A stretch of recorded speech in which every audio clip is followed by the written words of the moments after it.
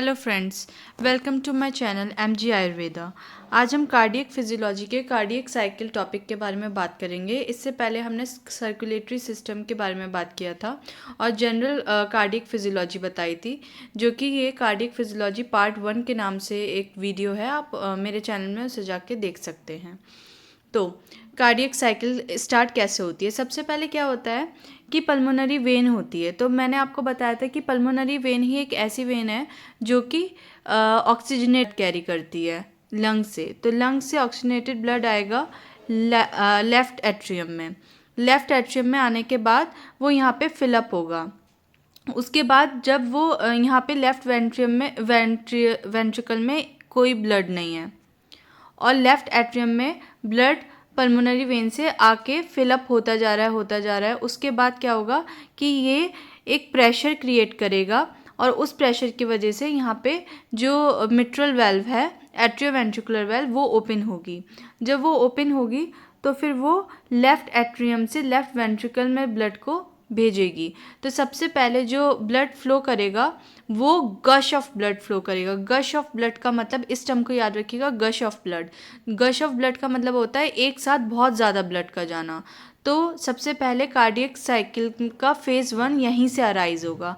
Phase 1 में क्या होता है? फेज़ 1 में ये होता है कि लेफ्ट एट्रियम से लेफ्ट वेंट्रिकल में ब्लड आता है and that is gush of blood. मतलब 70 to 80% ब्लड तुरंत आ जाएगा जैसे ही वेल्व ओपन होगा। तो ये यहाँ पे हुआ फेज़ 1। फेज़ 1 को हम क्या बोलते हैं? Rapid filling phase. अब आप लोग ये मैंने बहुत ही सिंप्लीफाइड वे में नोट्स बनाए हैं, तो आप इस नोट्स को पढ़ के भी रूल आउट कर सकते हैं कि मैं क्या कहना चाह रही हूँ या कार्डियक साइकिल में क्या क्या हो रहा है। So, blood comes from pulmonary vein, then the atrium is getting filled, and at this time AV valve is closed and ventricle is empty. So, ventricle pressure is 0. As it has emptied all the blood to aorta. तो ventricle का pressure 0 है क्योंकि ventricle empty है जब atrium भर रहा होता है ब्लड से। तो उस टाइम पर वो एम्प्टी कैसे है? क्योंकि यहाँ पे जो एओर्टा है जो कि लेफ्ट वेंट्रिकल से कनेक्टेड होती है वो सारा ब्लड एओर्टा में दे चुका है। तो इस तरीके से लेफ्ट वेंट्रिकल यहाँ पे एम्प्टी हो चुका है। तो ये वही बोल रहे हैं। So the ventricle pressure is 0 as it has emptied all the blood to aorta and atrium is full of blood. Next step क्या होगा? So due to pressure from atrium mitral valve opens. तो atrium में एक pressure develop होगा बहुत ज़्यादा blood भरने के कारण, जिसकी वजह से वहाँ पे वेल्व की ओपनिंग होगी और जैसे ही वेल्व ओपन होगा तो gush of blood will move towards ventricle. ठीक, gush of blood मतलब 70 to 80% blood gets transferred during this phase and this is called first phase और rapid filling phase। Rapid filling phase क्यों बोलते हैं इसे rapid filling phase इसलिए बोला जा रहा है क्योंकि यहाँ पे गश ऑफ ब्लड आ रहा है। गश ऑफ ब्लड मतलब 70 to 80% ऑफ ब्लड आ रहा है एक साथ, तो इसलिए इसे बोलते हैं rapid filling phase. Next second phase अब आएगा। सेकेंड फेज में क्या होगा? After this second phase comes in which blood get slowly fill up in the ventricle. This phase is called slow filling phase.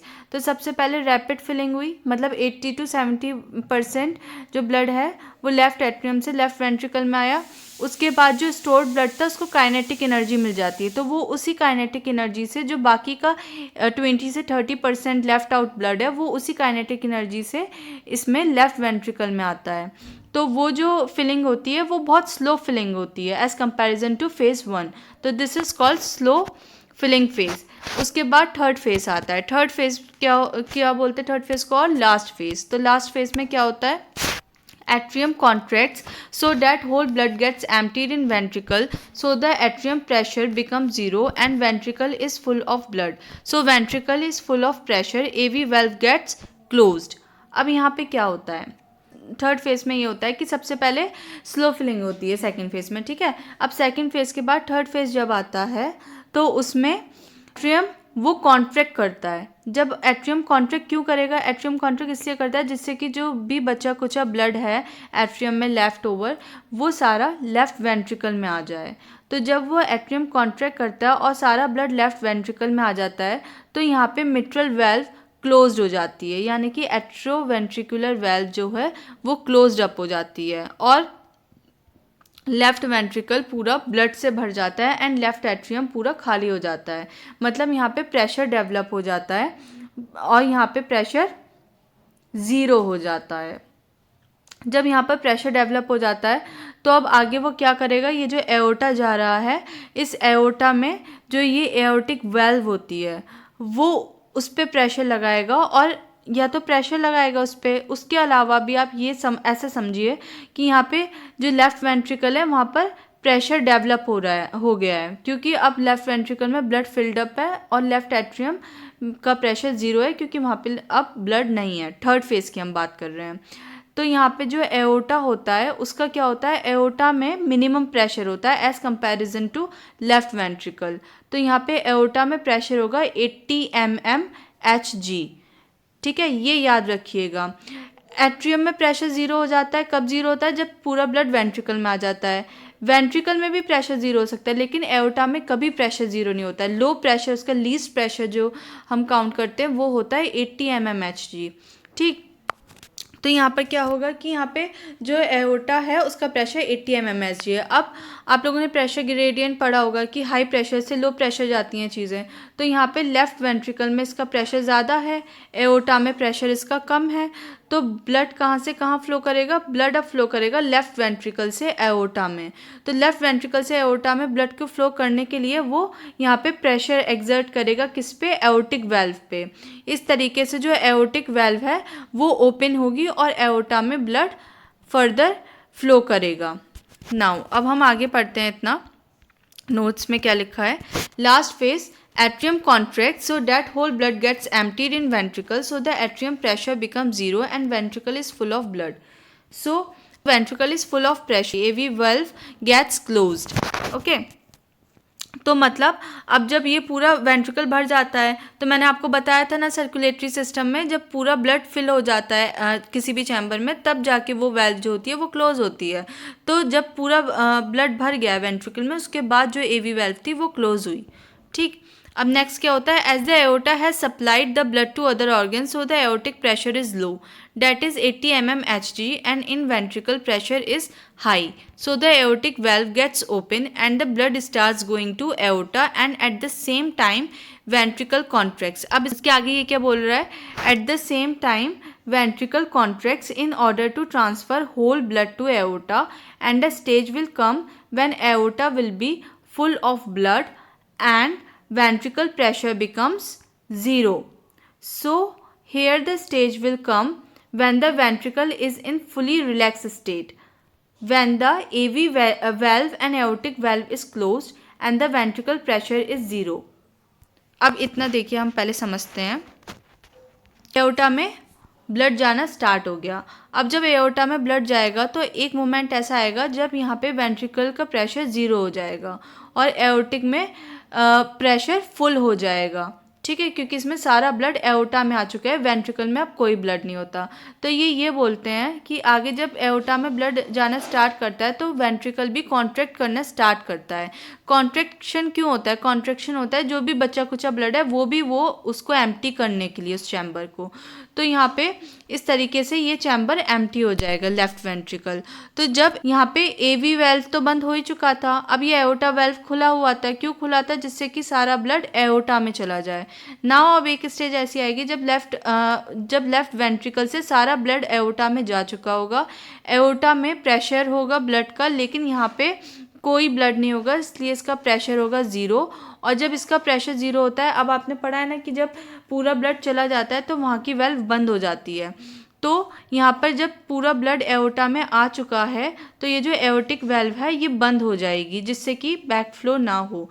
तो जब एक स्टेज ऐसी आएगी जब वेंट्रिकल का प्रेशर 0 होगा, एओर्टिक वेल्व बंद होगी और एट्रियोवेंट्रिकुलर वेल्व बंद होगी। उस स्टेज को हम बोलेंगे प्रोटोडायस्टोल। प्रोटोडायस्टोल वो स्टेज होती है जहाँ पे वेंट्रिकल फुली रिलैक्स स्टेज में होता है ना। और इस स्टेज पे जब वेंट्रिकल रिलैक्स स्टेज में तो एट्रियम की फिलिंग हो रही होती है। कहाँ से फिलिंग हो रही होती है, उसकी पल्मोनरी वेन से हो रही होती है। ओके, तो वहाँ से उसकी फिलिंग हो रही होती है, तो इसको बोलते हैं प्रोटोडायस्टोल। प्रोटोडायस्टोल का मतलब आप आगे भी देखेंगे इसी वीडियो में। बेसिकली इसका एक बहुत सिंपल सा मतलब होता है प्रिमिटिव डायस्टोल। मतलब डायस्टोल यानी कि स्टेज ऑफ रिलैक्सेशन से पहले जो स्टेज होती है, बहुत कम ही ड्यूरेशन की वो स्टेज होती है, जिसे बोलते हैं प्रोटोडायस्टोल। इन सिंपल वर्ड्स, प्रोटोडायस्टोल तब होता है जब ये एओर्टा में ब्लड भर रहा होता है तो एक मोमेंट आता है ना जब लेफ्ट वेंट्रिकल पूरा खाली हो जाता है और यहाँ पे जो एओर्टिक वेल्व होती है वो बंद होने वाली होती है। तो वो जैसे ही बंद होने वाली होती है एओर्टिक वेल्व और लेफ्ट वेंट्रिकल रिलैक्सेशन में जाने वाला होता है, तो वो जो जैसे ही वाली स्टेज होती है उसको बोलते हैं protodiastole की stage. So here the stage will come when the ventricle is in fully relaxed state, when the AV valve and aortic valve is closed and ventricle pressure is 0 because it has transferred whole blood to aorta. So here the ventricle acts as closed chamber की तरह ventricle काम करेगा and this stage is called protodiastole. Meanwhile at the same time atrium is getting filled up and then the cycle moves ahead, मतलब cycle अब repeat होगी। इसी को हम बोलते हैं वन कार्डियक साइकिल। ऐसा same process simultaneously right side भी चल रहा होता है, मतलब कि राइट एट्रियम और लेफ्ट एट्रियम सेम टाइम पे काम करेंगे और उसके बाद सेम टाइम पे वो ब्लड भेजेंगे कहाँ पे, लेफ्ट वेंट्रिकल और लेफ्ट एट्रियम में। तो ये पूरी वन कार्डियक साइकिल होती है, लेकिन आप लोगों को इजी वे में समझाने के लिए मैंने एक साइड का बताया है। उसके बाद हम कार्डियक साइकिल, अब ये जो पूरा होता है ना ड्यूरेशन, वो उसके बारे में पढ़ेंगे। तो उससे पहले हम कुछ टर्मिनोलॉजी पढ़ लेते हैं जो कि आपके आगे भी यूज़ आएगी, तो इजी होगा आपको कार्डियक साइकिल समझने के लिए। तो पहला होता है सिस्टोल फेज और डायस्टोलिक फेज। सिस्टोल फेज हमेशा स्मॉलर टाइम के लिए होता है, एस से सिस्टोल, एस से स्मॉलर। डायस्टोल फेज हमेशा लार्ज टाइम के लिए होता है, मतलब आप हमेशा याद रखना कि कॉन्ट्रैक्शन कम टाइम के लिए होगा और रिलैक्सेशन ज़्यादा टाइम के लिए होगा। रिलैक्सेशन क्यों ज़्यादा टाइम के लिए होता है? जिससे कि हार्ट को पंप करने में आसानी हो। ठीक, तो सिस्टोल क्या होता है? Phase 1 blood is getting transferred, जब ब्लड की फिलिंग हो रही होती है तो वो होता है सिस्टोल फेज। डायस्टोल फेज क्या होता है? डायस्टोल फेज रिलैक्सेशन फेज होता है, phase when the valve gets close and chambers are full of blood. अब हम पढ़ेंगे वेंट्रिकुलर सिस्टोल। ठीक, दो तरीके के होते हैं। देखिए ये जो साइकिल है ये है पूरी कार्डियक साइकिल। एक आप जब आपको एग्जाम में आए ना कार्डियक साइकिल, तो सबसे पहले आप ये वाला चार्ट बनाना। इस वाले चार्ट को बनाने के बाद फिर जो मैंने आपको फेज़ 1, फेज़ 2, फेज़ 3 एक्सप्लेन किया था वो एक्सप्लेन करना। उसके बाद आप पर्टिकुलरली एक एक टर्मिनोलॉजी को उठा के एक्सप्लेन कर सकते हो। वही सेम टर्मिनोलॉजीज़ ये जो भी आपको दिख रही हैं नीचे स्क्रीन पे, वो मैंने ऊपर एक्सप्लेन करी है। तो पहले आपको मैं ब्रीफली ये चार्ट एक्सप्लेन कर दे रही हूँ कि इस चार्ट में क्या है। कार्डियक साइकिल 0.8 सेकेंड की होती है, जिसमें से एट्रियल इवेंट्स होते हैं और वेंट्रिकुलर इवेंट्स होते हैं। एट्रियल इवेंट्स में एट्रियल सिस्टोल होता है 0.1 का, एट्रियल डायस्टोल होता है 0.7 का। ये दोनों मिलके क्या बनाएगा? 0.8। ठीक है, अब आप यहीं से लगा लो कि डायस्टोल मैंने बताया था रिलैक्सेशन, तो रिलैक्सेशन ज़्यादा टाइम का होगा, इसलिए ये 0.7 का हुआ। सिस्टोल मतलब कॉन्ट्रैक्शन, तो वो कम टाइम का होगा, तो ये क्या हो गया? 0.1 second.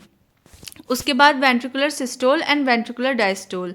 Again ventricular systole is of more time और duration, ventricular diastole is of more time और ड्यूरेशन, और ventricular systole is of lesser time और स्मॉलर ड्यूरेशन। अब वेंट्रिकुलर सिस्टोल में क्या होगा? वेंट्रिकुलर सिस्टोल में सारे कॉन्ट्रैक्शन वाला आएगा। आइसो वॉल्यूमेट्रिक कॉन्ट्रैक्शन 0.5 सेकेंड में। इजेक्शन फेज का 2 में पार्ट्स हैं, रैपिड इजेक्शन, उसके बाद रिड्यूस इजेक्शन। रैपिड इजेक्शन मतलब तेज़ी से गश ऑफ ब्लड की फिलिंग होगी, देन रिड्यूस इजेक्शन मतलब धीरे धीरे उसकी फिलिंग होगी जब उसको काइनेटिक एनर्जी मिल जाती है। तो अब आप लोग इसकी जो वैल्यूज़ है वो ऐसे याद रखिए, जैसे कि रैपिड जहाँ जहाँ है वहाँ पे 0.1 होगा, तो रैपिड इजेक्शन देखिए 0.1 सेकेंड आ गया। उसके बाद और कहाँ रैपिड है? देखिए यहाँ पे फर्स्ट रैपिड फिलिंग फेज, यहाँ पे रैपिड है तो यहाँ पे भी 0.1 आ गया। फिर यहाँ पे रैपिड लास्ट फिलिंग है तो यहाँ पे रैपिड है तो यहाँ पे भी 0.1 आ गया। अब डाइस्टेसिस, तो डाई का मतलब हो गया बाई, तो मतलब 2, तो यहाँ पे 0.2 आ गया। ठीक है, उसके बाद इन सबको आप ऐड कर देंगे तो यहाँ पे फिलिंग फेज 0.4 सेकेंड का मिल जाएगा। अब उसके बाद प्रोटोडायस्टोलिक सबसे शॉर्टेस्ट फेज होता है, बहुत कम टाइम के लिए होता है। ये आपको एज इट इज़ याद रखना है, बहुत कम टाइम के लिए। तो देखिए यहाँ पे 0.04 सेकेंड के लिए होता है ये। ठीक है, अब यहाँ पे आप याद रखिए आइसो वॉल्यूमेट्रिक कॉन्ट्रैक्शन और रिलैक्सेशन। अब ये देखिए ये दोनों एक ये 0.5 है और ये 0.6 है, तो यहाँ पे आप ऐसे याद रखिए कि मैंने बताया था कि रिलैक्सेशन हमेशा 0.6 यानी कि ज़्यादा टाइम का होता है, तो इसलिए ये 0.6 ज़्यादा टाइम है, और ये कम का होता है तो ये हो गया 0.05। यहाँ पे अगेन रैपिड आया है तो 0.1 हो जाएगा। उसके बाद इजेक्शन फेज जो होता है, यहाँ पे मेंशन करना भूल गई, इजेक्शन फेज जो होता है वो 0.25 सेकेंड का होता है, इसको आप याद रखिएगा। तो यहाँ पे आप रैपिड इजेक्शन 0.1 आपको ट्रिक से याद है ही, यहाँ से फिर आप इसको सब्ट्रैक्ट करके यहाँ पे रिड्यूस इजेक्शन का ड्यूरेशन निकाल लेंगे। तो इस तरीके से आपको ये बहुत इजीली ड्यूरेशन याद हो जाएगा। अब नाउ हम इसकी टर्मिनोलॉजी देखते हैं जो इसमें यूज़ हुई है। वेंट्रिकुलर सिस्टोल में सबसे पहले हम आइसोवॉल्यूमेट्रिक कॉन्ट्रैक्शन की बात करेंगे, क्योंकि सिस्टोल का मतलब क्या होता है, कॉन्ट्रैक्शन। आइसोवॉल्यूमेट्रिक, अब आप नाम से ही समझ सकते हैं कि आइसो का मतलब होता है सेम और वॉल्यूमेट्रिक का मतलब होता है वॉल्यूम। ठीक, तो ये वो स्टेज है जहाँ पे वेंट्रिकल है उसकी वॉल्यूम, उसमें जो ब्लड है उसकी वॉल्यूम सेम होगी। अब सेम कैसे होगी, जब उसमें से ना तो ब्लड जा रहा हो उस वेंट्रिकल में से और ना उस वेंट्रिकल में ब्लड आ रहा हो, तभी तो वो जो वॉल्यूम है वो कांस्टेंट आप मेंटेन कर सकते हो।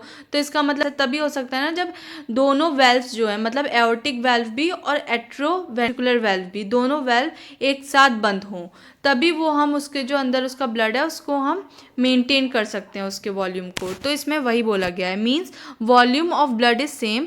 This indicates that both values, that is AV valve and aortic valve is closed. Ventricle is full of blood with constant volume. Due to increase in pressure in ventricle caused by constant volume, ventricle begins contraction, and thus this contraction will be responsible further for opening of aortic valve and transferring of blood to aorta. So here the ventricle is working as a closed chamber as both valves are closed. तो यहाँ पे ventricle कैसा काम करेगा, यहाँ पे ventricle काम करेगा क्लोज चैम्बर की तरह। क्यों, क्योंकि यहाँ पे दोनों वेल्व्स क्लोज्ड हैं। ओके, तो यहाँ पे आप लोग इसको ध्यान रखिएगा। अब नेक्स्ट हम मूव करेंगे इजेक्शन फेज। इजेक्शन फेज का मतलब होता है ट्रांसफरिंग ऑफ ब्लड। ठीक है, इस इजेक्शन का मतलब होता है कि अब ब्लड का, इस फेज में ब्लड का ट्रांसफ़र हो रहा है। तो मैंने आपको बताया था कि रैपिड इजेक्शन मतलब होता है rapid transfer of blood to aorta due to high pressure. तो सबसे पहले गश ऑफ ब्लड जाएगा एओर्टा में due to high pressure. Then reduce ejection, slow transfer of blood to aorta. उसके बाद जब उसकी एक बार काइनेटिक एनर्जी बन जाएगी ब्लड की, तो फिर वहाँ पे स्लो ट्रांसफ़र होगा ब्लड का।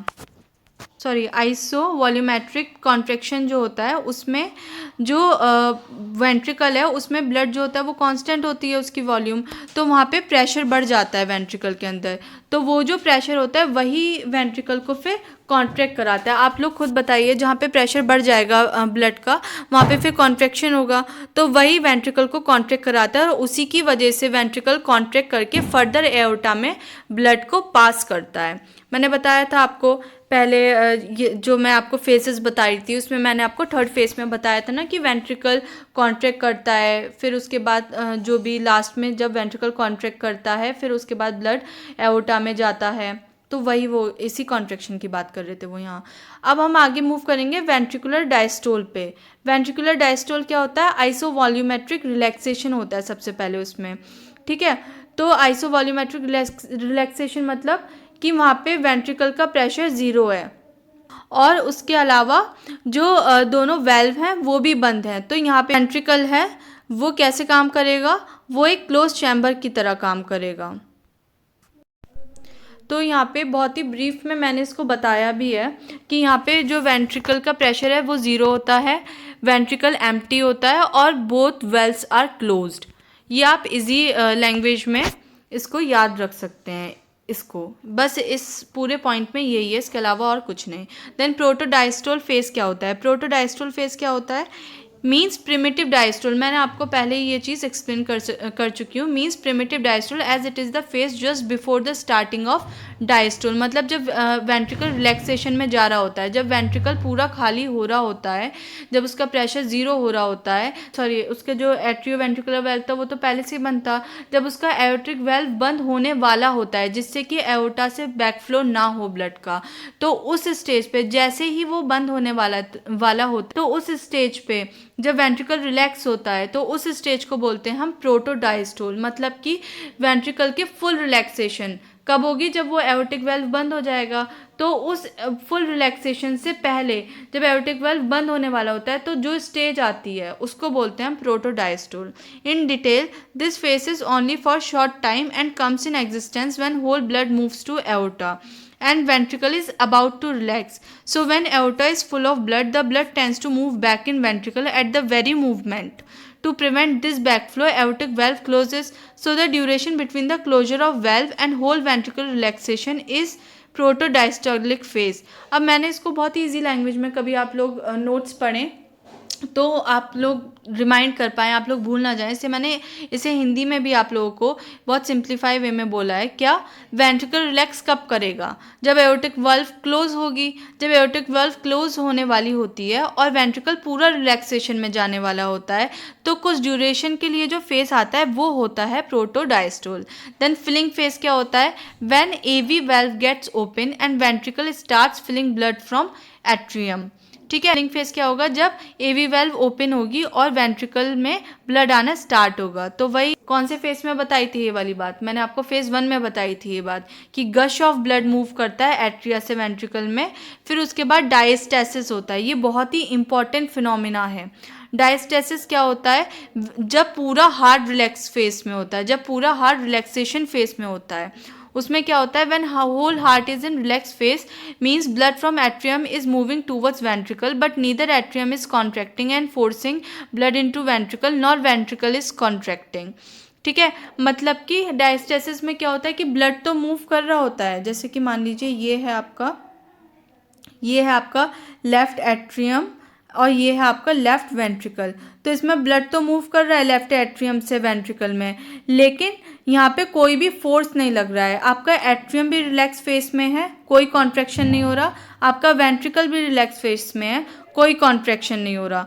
जो एट्रियम है वो ब्लड को दे रहा है और यहाँ पे वेंट्रिकल जो है वो ब्लड, तो मतलब यहाँ पे सारी मसल रिलैक्स स्टेज में होगी। Now last rapid filling phase क्या होता है? When atrium contracts and passes blood to ventricle. यहाँ पे क्या होता है? जब जो एट्रियम होता है वो कॉन्ट्रैक्ट करता है, मतलब कि लास्ट में मैंने आपको बताया था ना फेज 3 में, मैंने आपको 3rd फेज में बताया था कि जो बचा कुचा ब्लड होता है वो कैसे जाता है? फिर बचा कुचा ब्लड जाता है बाय कॉन्ट्रैक्शन ऑफ एट्रियम। तो ये होती है लास्ट रैपिड फिलिंग फेज। तो this is all about the cardiac cycle guys. अगर आपको इसमें कोई भी डाउट हो आप लोग कमेंट में पूछ सकते हैं। मैंने इसे बहुत ही सिंप्लीफाई वे में आप लोगों को समझाने की कोशिश करी है with the help of notes. और अगर आपको कोई भी प्रॉब्लम हो you can reach me out from the Telegram channel link. Thank you.